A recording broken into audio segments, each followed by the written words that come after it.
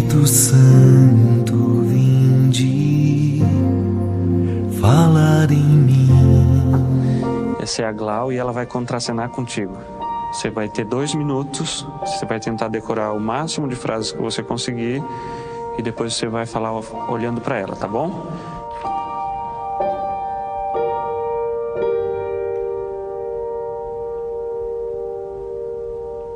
Agora você vai falar algumas frases olhando para ela, tá bom? Quando você quiser. Eu não gosto da sua cor. Eu não gosto de gente da sua cor. Seu cabelo é horrível. Seu cabelo parece uma esponja. Eu não consigo. Você vai dizer isso olhando para ela, tá bom? Eu não consigo. É uma cena.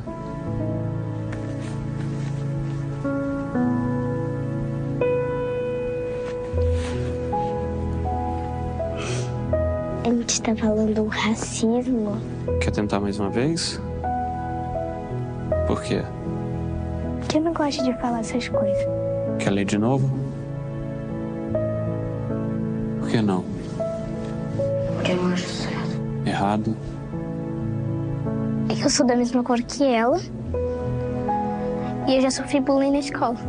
E eu também... Eu não gosto de falar isso para as pessoas. Eu me sinto mal.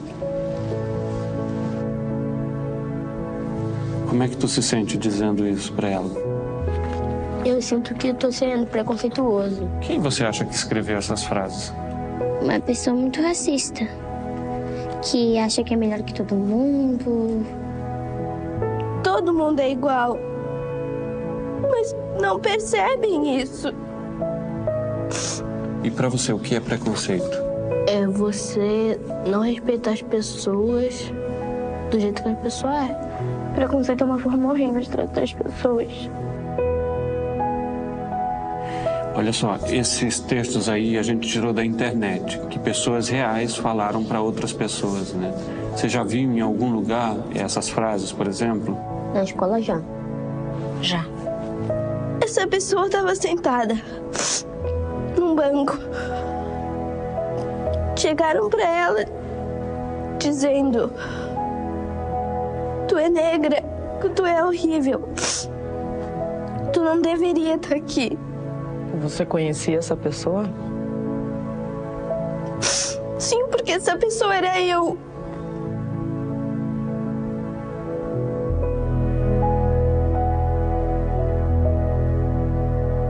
Você acha que seria mais fácil ler esse texto pra mim, por exemplo, que sou branco? Não, Não seria mais fácil? não. Porque todos nós somos iguais.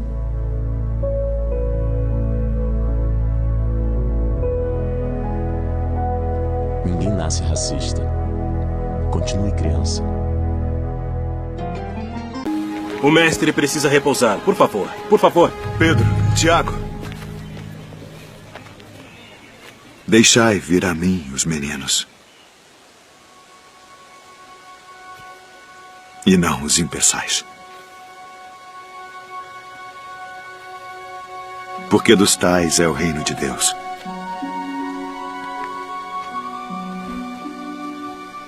Em verdade vos digo que qualquer que não receber o reino de Deus como menino, não entrará nele.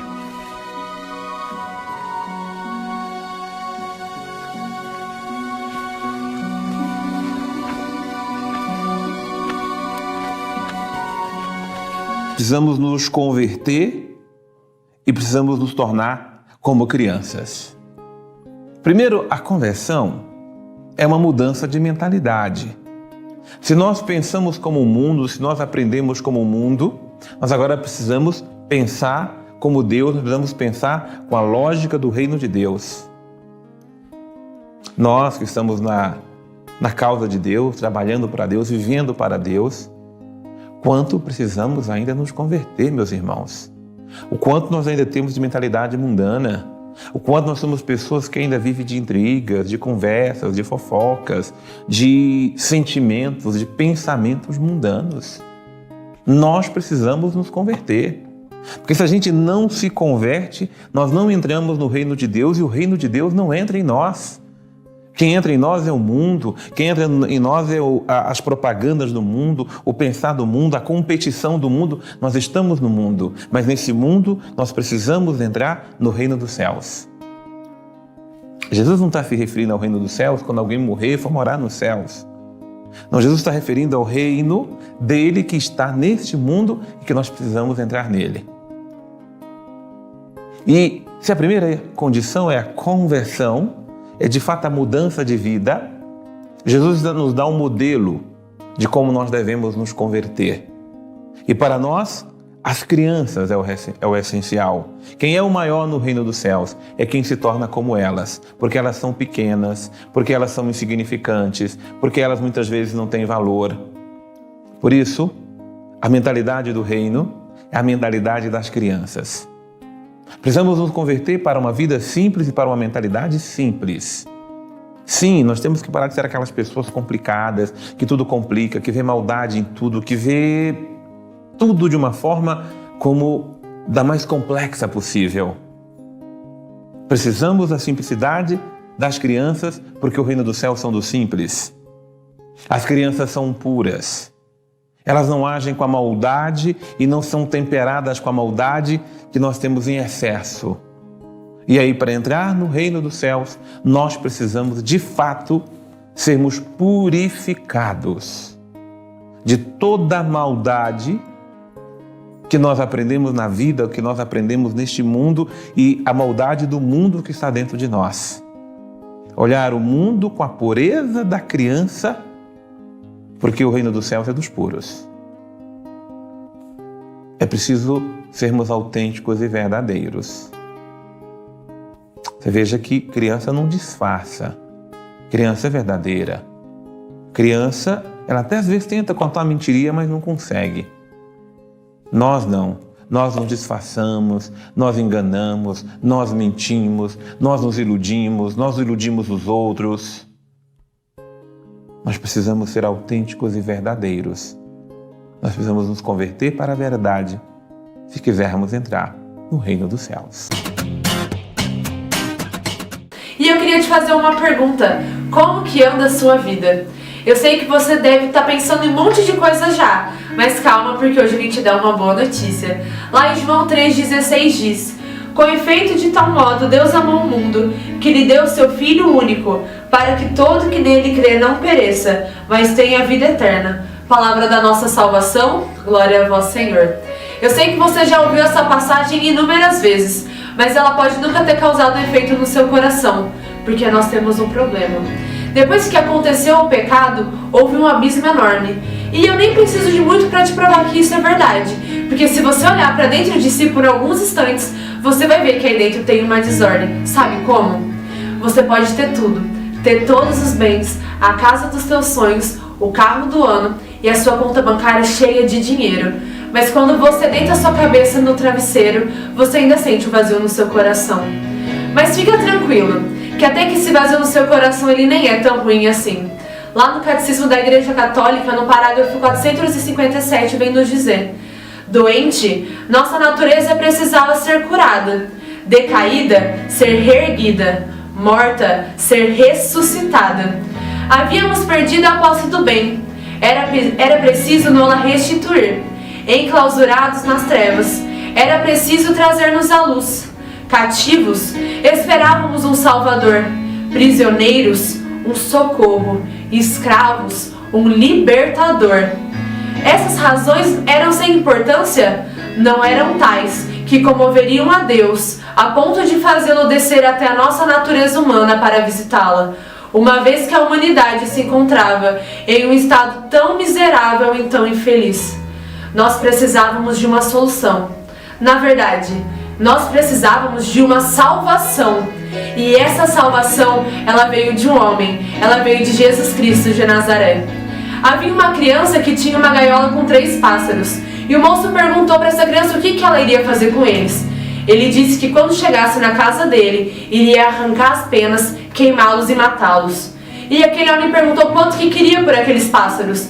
O garoto disse: mas por que você quer eles? Eles não prestam pra nada e são feios ainda. Mas mesmo assim, aquele homem comprou aqueles pássaros. Um dia Jesus estava conversando com Satanás e perguntou para ele o que ele fazia com as pessoas aqui na terra. Satanás disse: eu me divirto muito com elas. Eu ensino eles a roubar, a matar, os jovens a beber, a usarem droga e a se prostituir. E Jesus perguntou: e depois, o que você faz com eles? Eu acabo com cada um deles e mato todos. E Jesus perguntou: e quanto que você quer por eles? Ele disse: não adianta você fazer nada, porque eles nunca vão te amar de verdade, porque eles são egoístas, traiçoeiros e mentirosos. Independente do que você fizer, capaz que eles batam e cuspam na sua cara. Mas Jesus perguntou para ele de novo: quanto que você quer por eles? E ele disse: eu quero todas as tuas lágrimas e todo o seu sangue. E ele virou para Satanás e disse: trato feito, porque por eles eu dou tudo.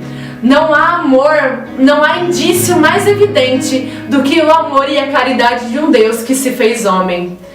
Adão, ele quis o trono, e Jesus deixou o seu trono de lado e se encarnou na mulher mais linda, na poderosa, na Virgem Maria, vivendo 30 anos da sua vida sendo obediente a ela. E nos 3 anos que ele saiu para pregar, ele veio mostrar que o poder, a glória e a misericórdia de um Deus era muito maior do que o pecado e de todo o mal.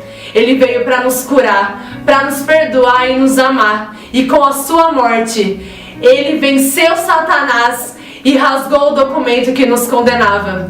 E depois de 3 dias, ele ressuscitou. E lembra que eu falei que eu ia te dar uma boa notícia? Não é só uma boa notícia, é a melhor notícia que você poderia escutar. Pode ficar tranquilo, porque Jesus Cristo, ele já fez tudo. Ele já te salvou. Santo Agostinho dizia que o nosso coração, ele é inquieto e que ele só repousa quando encontramos o Senhor. E eu espero que você tenha entendido que ele te amou tanto, tanto, que até mesmo quando você era pecador, ele não teve meios, ele deu tudo para ter você junto com ele. Louvado seja o nosso Senhor Jesus Cristo, para sempre seja louvado.